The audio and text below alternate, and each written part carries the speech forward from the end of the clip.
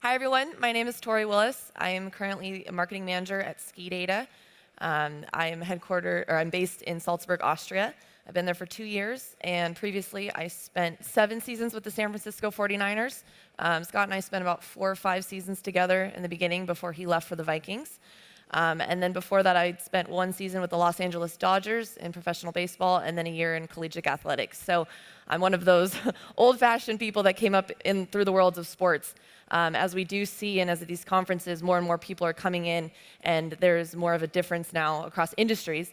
And as Scott mentioned, people are not just looking at each other's teams to get inspiration now. They're going outside and figuring out how you can bring things and bring the best from other industries. So that being said, I'm going to walk you through kind of the highlights of my 7 seasons at the San Francisco 49ers.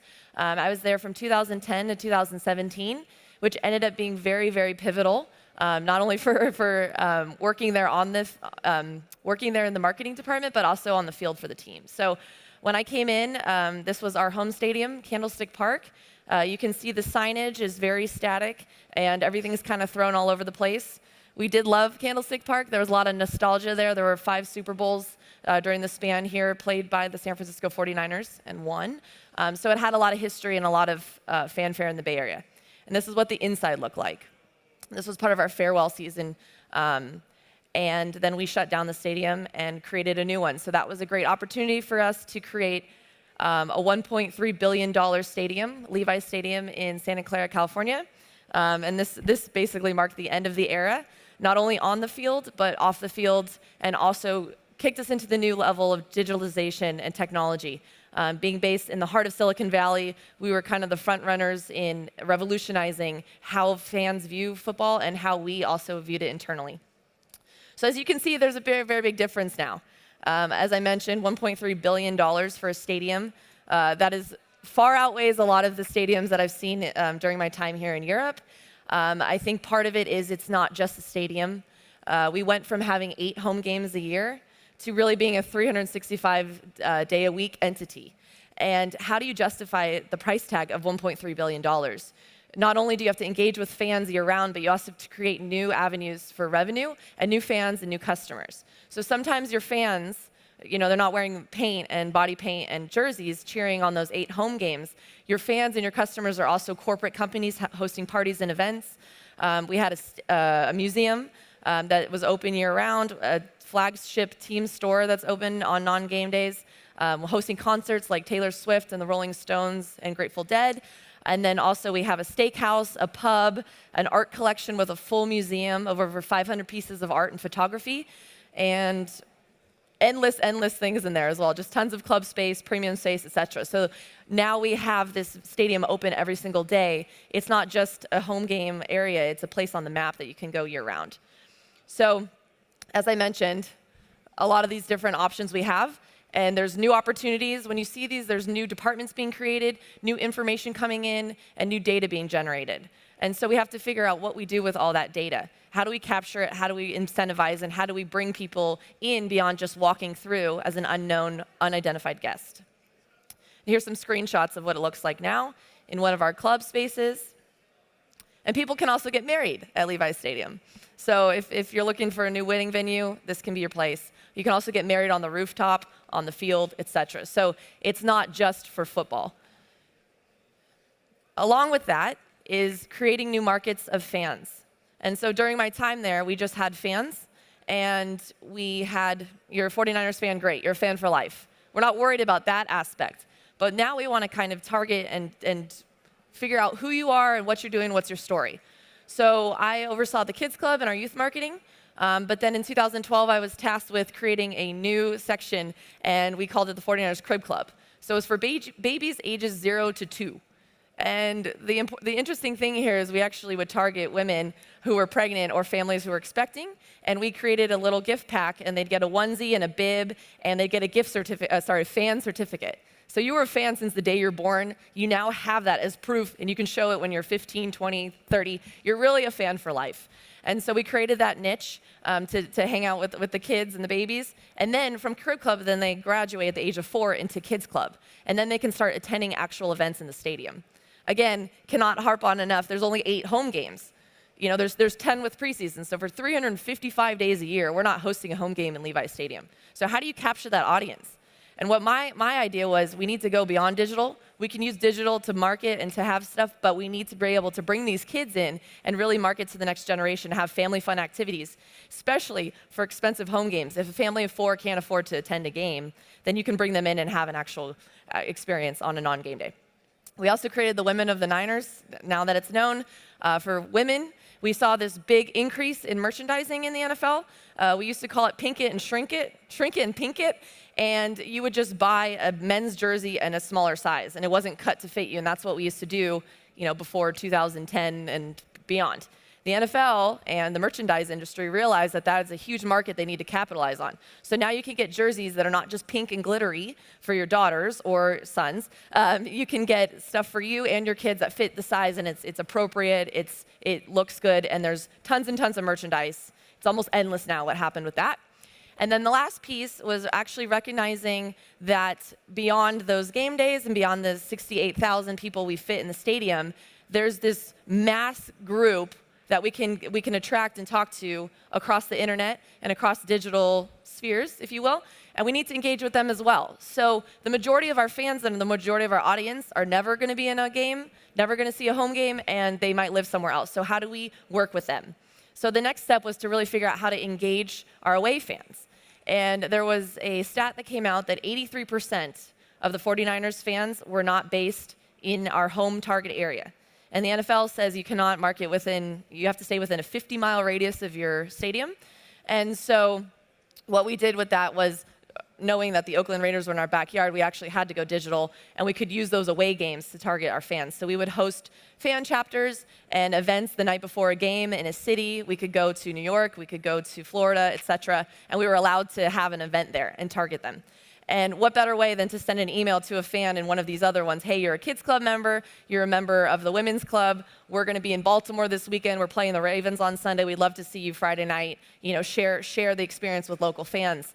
And as Scott mentioned too, it's that personal element. So we're using the data coming in, figuring out where people are to target them that otherwise would never be able to interact with us directly as the team. So essentially just what I mentioned. So this was a away game, or this might have even been our NFL draft. We invited all our fans to come in, and they get to experience in April, when there's absolutely no football going on, they can feel like they're part of the game. They get to be on national television, and they really get to have that camaraderie among each other. So drawing out the season, we have training camp, and we have the draft in April. We have even mini camps, and when the players report, it's now this continuous stream of content that's coming in.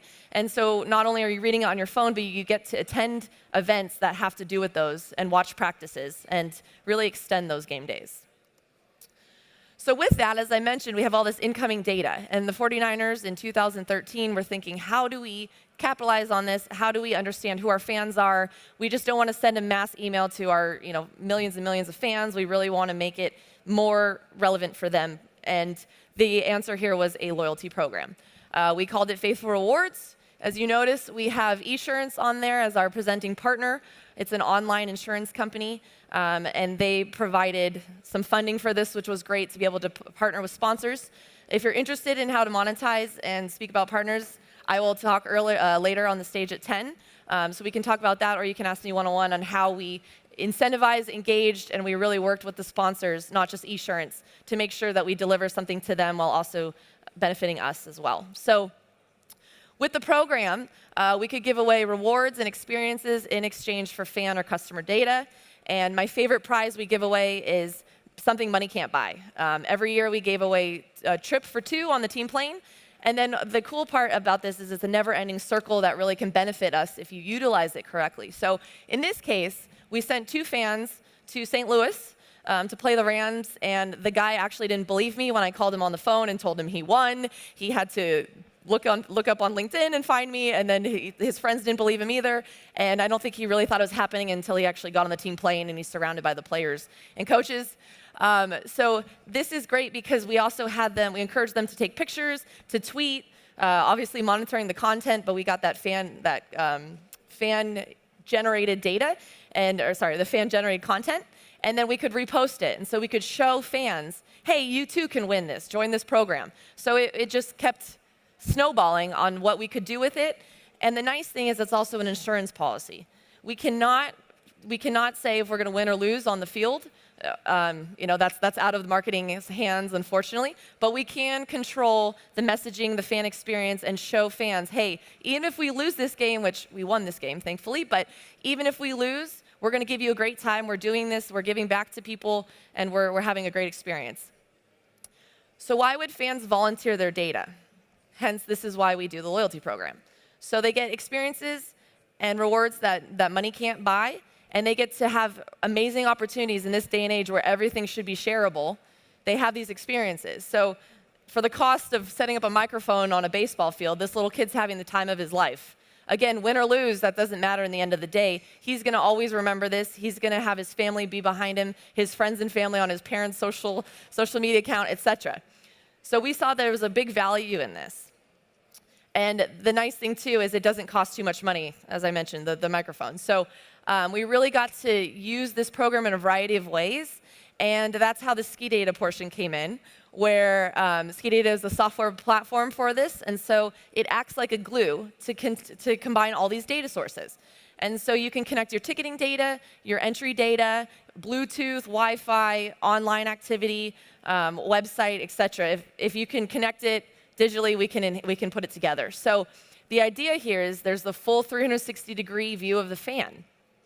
And it works in multiple ways, and it doesn't just benefit marketing. So one of my favorite examples is with the ticket data, you can understand who's coming in at what gates and at what time. You can incentivize them to come in early. You can incentivize them to come into different gates.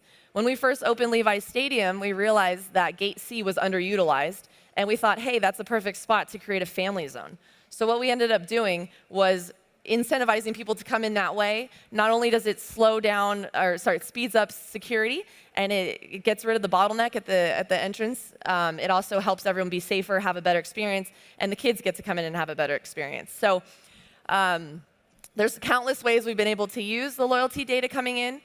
We put it into our CRM in a in-home data warehouse. And then also, too, you can get points through an app, so it's not just on desktop. And I think the most important thing here is in this age of digitalization and constant screen, we're using the screens to engage off the screens, and I think that's the most important thing, that you as the marketers and you are the ones dealing with your fans, to not lose sight of that. It's so easy to throw something up on a screen. It's so much harder to be able to interact in person now. And this loyalty program gave us a chance to find those fans in Baltimore and Florida when we went to away games, or to bring the families to events, to meet mascots, to win prizes, to travel. So the big thing here is using screens to engage off screens, to keep those fans coming back, because at the end of the day, you are competing with the television and that couch. You have to give fans a reason to get out and go to the event and have that lively fan experience and be in that community, and that's why they're drawn to sports. So thank you.